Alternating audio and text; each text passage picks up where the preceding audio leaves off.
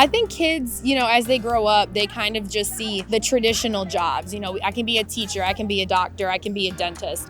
But things like these, when they can come out of the classroom and they can get, experience in settings like this, it really broadens their horizons. It's not just a small box of, oh, I have this one interest, so I have to do this one job. You can have a specific interest and there can be hundreds of different jobs that you can have one day. So, showing them different things, having examples of things they can do, letting them step out of the classroom and have that opportunity to explore is really important.